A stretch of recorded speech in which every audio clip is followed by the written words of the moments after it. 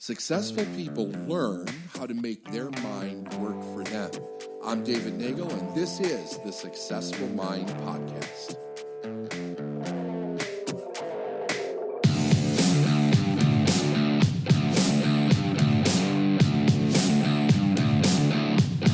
Hey everyone, this is BT and welcome to Inside the Episode. Today, David and I are going inside episode 171, The Conflict in Our Subconscious Mind. So, David, you started off the episode with the question, is my subconscious all bad?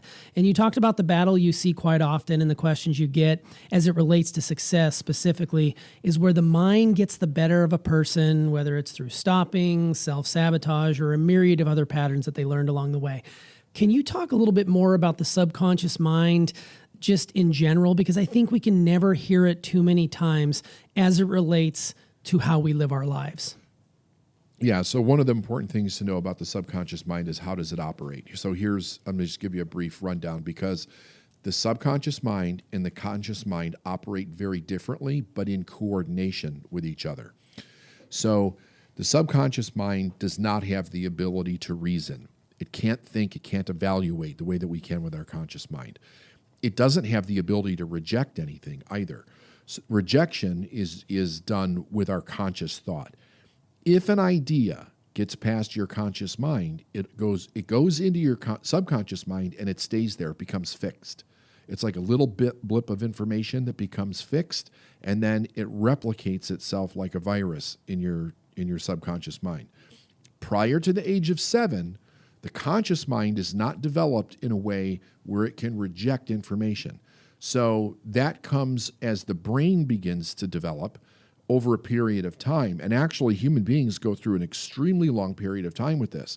For women, it's about to age 22, and for men, it's like age 25, before that part of our brain firms up and becomes solid. So that's where you see impulsive behavior, emotionally, whatever. There is the ability of an idea to get into our conscious mind, then boom, it wants to express itself immediately. So it doesn't have the ability to reject. It doesn't have the ability to reason. Anything that goes in sticks and it becomes fixed and it starts to form a pattern of habits or a paradigm. And it doesn't have the ability to differentiate between what is real and what is imagined. So if you imagine something over and over and over and you get emotionally involved in that image in your mind, you're impressing it on or into your subconscious mind. It doesn't know the difference between that and what's fake. And there's been amazing tests that have been done around this for years. They'll take basketball players and they'll have them imagine in their mind practicing doing free throws over and over and over and over again. And then they'll have people that actually practice it and do it for real. And the outcome is almost identical, and sometimes it's actually better because they're imagining themselves doing a perfect free throw. So then after a period of time doing that, they bring the two individuals together and they see who's better. The person that just did it in their imagination is usually just as good or even a little better than the people that did it for real. So as we're developing, there's a lot of ideas that go into our mind that we then engage our imagination around. And if you think about any child, they're constantly using their imagination, but they're imagining what's in their surroundings or something that's triggering a thought in their surroundings. And then that goes in their subconscious mind and it becomes fixed.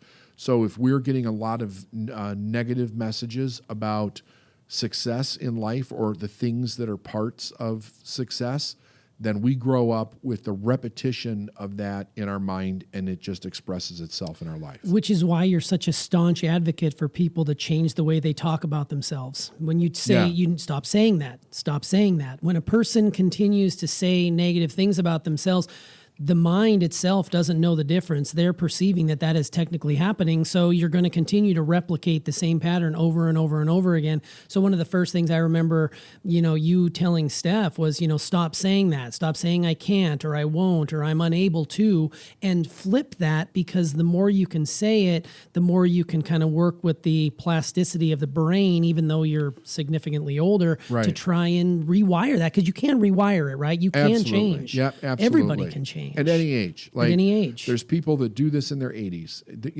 There's Age is not not an excuse. And the brain is a muscle like any other muscle in the body, in the sense that the more that you use it, the better it operates and the better it functions. And I mean, we know this now, but we didn't always know this. So there's literally companies out there that create different kind of games and challenges that exercise different parts of the brain so that it keeps it limber, so to speak, so that you stay sharp.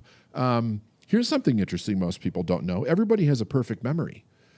But if you hear over and over again that you don't have a good memory, your brain will take on that pattern and you will start to forget things. Yeah. But everybody has a perfect memory. That's amazing. Yeah, I wouldn't even think about that because I'm one of those people that says, "Oh, I don't remember names." I'm always reaffirming. I do it too. But you were somehow along the way you took that habit on and then it became a reality, right? You can change it. Yeah. You can Harry Lorayne did tremendous work in that area. He wrote a book called The Memory Book. Harry Lorayne and Jerry Lucas, and they did. I never met them, but my mentor worked with them pretty extensively for a period of time. And Harry they would do an event with 3,000 people. He would remember everybody's name that walked in the door, and he would stand on the stage and tell everybody what their name was. He memorized the Bible. Wow. Yeah, I mean, that's amazing. It's technique. It is, and you can go down a rabbit hole. And we're going to talk about brain here in a moment. I'm going to tease that. I've got something I wrote down here. But before we get into that, let's talk a little bit about spiritual DNA. You mentioned that in this episode. I love this concept. How can a person tap into that spiritual DNA in order to move us forward? Maybe what is spiritual DNA as a refresh, and then what can we do to tap into that to really move us to what we truly desire? Spiritual DNA is the DNA that we all have that is trying to guide us into our purpose in life. And it is in conflict with what we're taught about life, because the values and the meanings that you need to associate with things from that aspect are totally different than the ones that keep us safe in life. And we can go down a rabbit hole with safety, but I've said many times that nobody's safe. I mean, you're never safe. Safety is a freaking illusion that we buy into, and we believe it because it makes us feel less anxious about life. But if we actually learned the right skill sets and how to follow the spiritual side of ourselves, we would not feel unsafe, because we would actually understand how to overcome the problems that make us feel unsafe, right? Sure. So the way that we tap into it is we start following. So I tell people to look in a couple different places. Number one, our secret thoughts. The secret thoughts are the thoughts that we think about, kind of like in our imagination, that we don't tell anybody about, things we like to be, do, or have in life. And we generally keep those pretty close to the vest, right? And the reason is because sometimes we have shame around them. Sometimes we don't think that they're good. Sometimes we don't think they're holy enough. Or what does that make me if I want to do that or express this or whatever it is. There's a tremendous amount of information in that secret place inside of every single person, and every person has it. The other thing is, what do you feel pulled toward, and what do you feel repelled by, right? So I think that people have to get to the place where they really can honestly say to themselves, am I happy with this? Do I like this?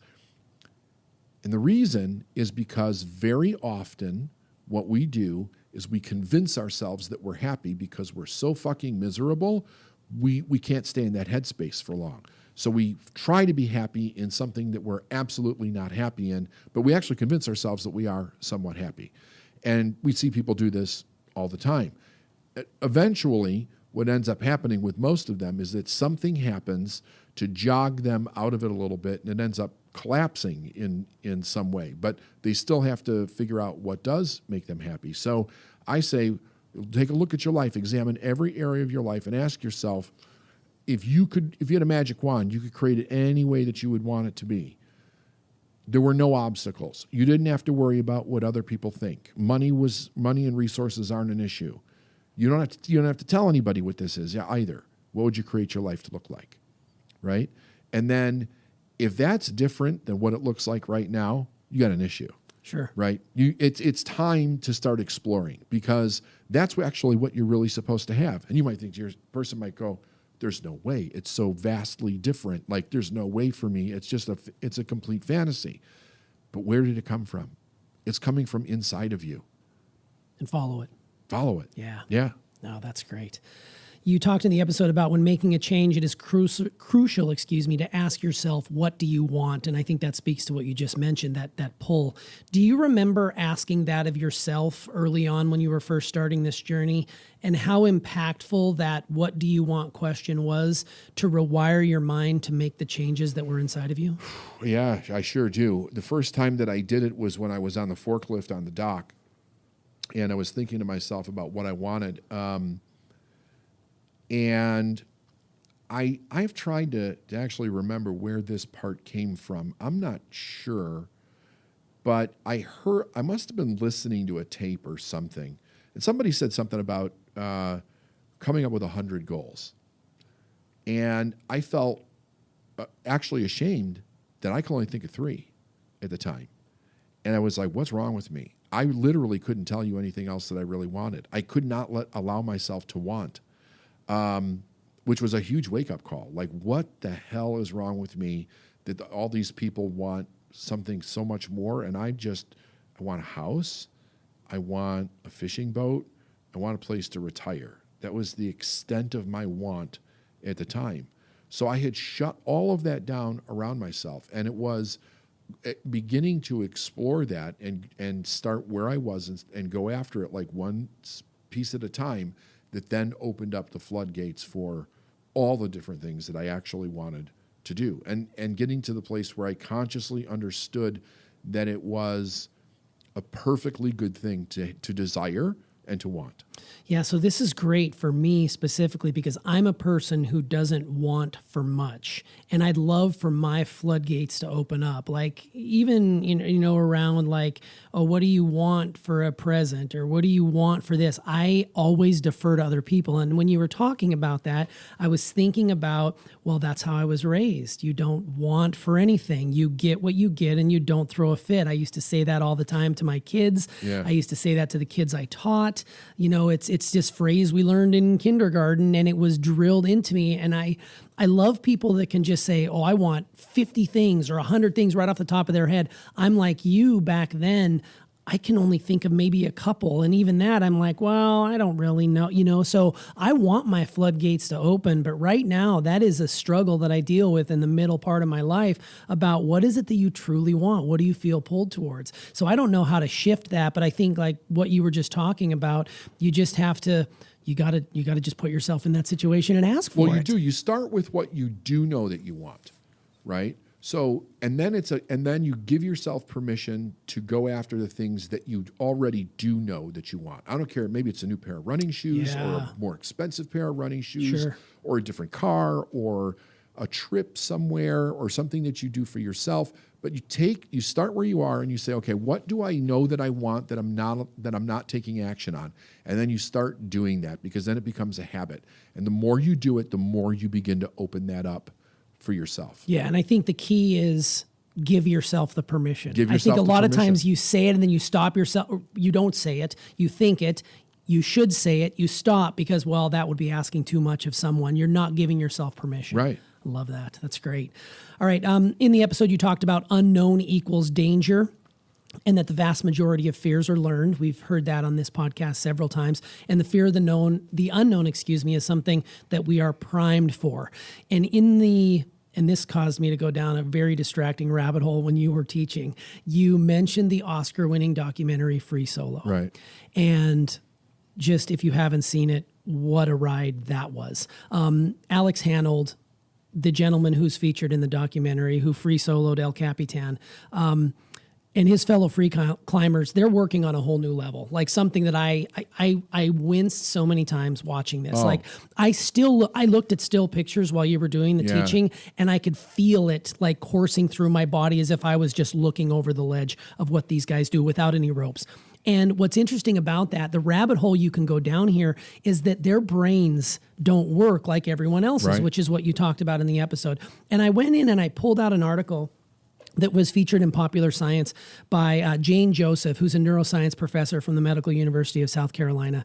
And she said, and I quote, anatomically, Hanold's brain is normal, but his amygdala, historically considered the brain's fear detector, didn't respond to our images like an average sensation seekers did. The pictures weren't intense enough to stimulate that part of his brain. That could be because he regularly faces real fear and has conditioned himself to distinguish it from anxiety. Feeling scared is an appropriate response to an immediate threat, such as hanging off a cliff with no protection whatsoever. Anxiety happens when a non-threatening stimulus, such as imagining roaches or rotting food, triggers an association with danger. As an extreme risk taker, Hanold knows the difference. A couple things out of that was new to me. The concept of sensation seeking, which I love that, and I know it's been around since, I think it was coined in 1964 in a study, but it's the amygdala piece that fascinates me because my amygdala doesn't work like Mr. Hanold's does. Right. I am risk averse, but you told me to stop saying that, so I'm not going to say that anymore after this. But it really got me thinking about Free Solo and what you can learn by watching that. What was your takeaway from that, since it was just an amazing ride you went on? I looked at it and I was thinking to myself, what is it in this person that allows him to do this? Because it is the ultimate, you can't make a mistake, right?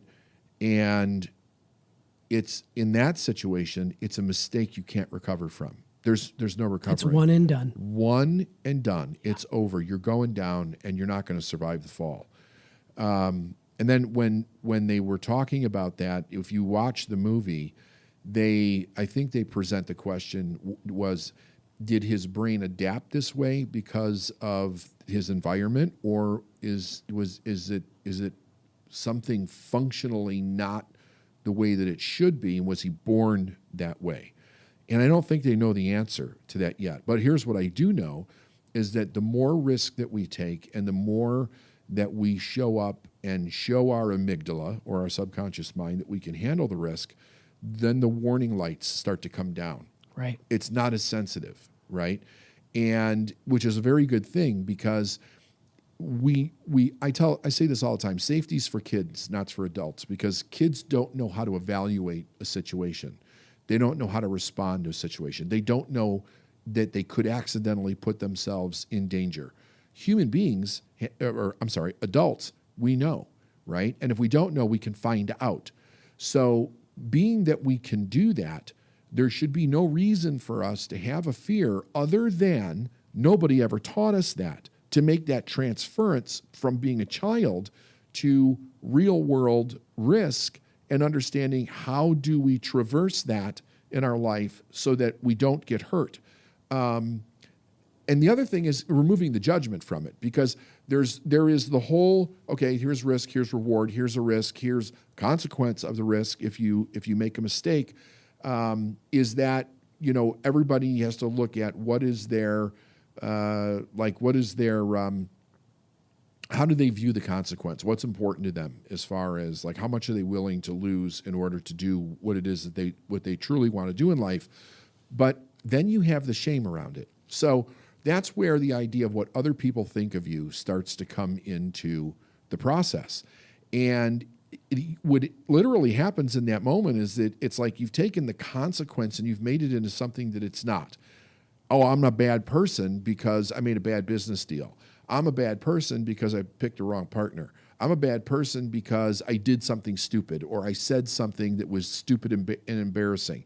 And that's where we use shame to actually stop us. So that's another fear that then comes in, which is really, that gets down to the fear of abandonment and what other people are going to think of us. It opens up a whole nother box of worms. But it was...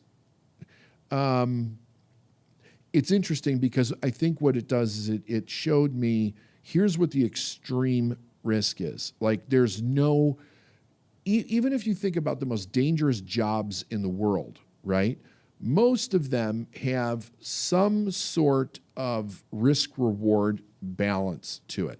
Not this one. No. Not this one. There's no safety net here. No.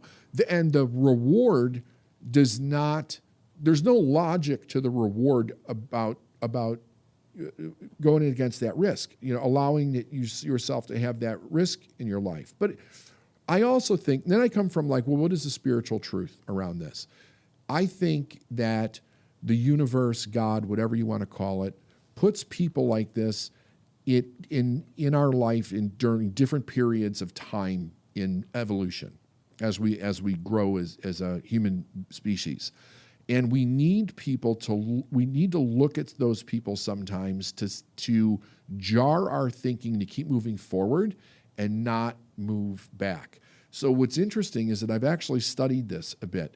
You can see every time our society goes into some kind of crisis, there's a superhero that shows up that we become fixated on. Most people don't realize this, but during the Vietnam War in the 60s and 70s, it's one of the reasons why Evel Knievel was so big. Right. Because he was like this superhero that was saying that we could overcome anything. We all know that he had a dysfunctional backstory, which nobody really knew at the time, but he was trying to stand for something bigger. And he gave us, it wasn't just entertainment, it was defying the odds. It was being a daredevil. It was going further in your life. So there's these things that come out that are very fascinating that counterbalance the negative that we get exposed to. Yeah, real life superheroes for sure. Yeah. Evel Knievel. Shout out to Butte, Montana. All right. Yeah. What I loved about what you just talked about, and we'll close with this with Free Solo, is that you don't have to, scale a cliff without a rope or jump out of a plane. You can face your fears in other ways with less consequences. And I'm thinking about the people out there who may be struggling in their business and are afraid to ask people to buy their services because they don't think they're good enough. And you brought that judgment piece in, which I love. So there's interesting parallels with that documentary and with what people go through on a daily life. If you consider the fact that what you're going through, yes, fear is fear and you're feeling it and it's real, but there's ways around that are not nearly as bad. Like you have a safety net. You can say, I would like to sell you my services. The person says no and hangs up on you. Okay, that was a no. Let's go to the next one. So many people stop at that no. You do have a safety net, but I understand that the fear is fear and people need to get over that. And that's what the successful mind is all about. Rewiring yourself to be able to say, look, I understand, I see this for what it is. And the truth is there's somebody out there who does want my services and I'm going to keep going until I get there. Right. Yep. I love that. Yeah. I love that piece. It's just, you don't see a guy climbing up El Capitan and think, well, my life's kind of like his. It is. I mean, we all have that in our brains. Yeah. You have the ability to face your fears and come out the other side. So a little bit of a tangent there, but we'll close with this. You did mention, again, episode 78, 7 years of study. For those of you who are big-time listeners to this podcast, you will have listened to this many times, but I will have you encourage everyone to go back and listen to that once again, because it's a model of what it takes to make significant change in your life. And David, if you truly desire change, then that's where you should start, because it shows where you came from and how you honed your own successful mind over all these intense 7 years of study and beyond. And it was full immersion how you did that. And I think as a way we walk off with this episode, it was perfect for you to talk a little bit about what it takes to make significant change, because significant change for you has brought you here today. Absolutely. So I think it's pretty cool. So yeah, this was a great episode. Thanks so much for coming inside. You got it.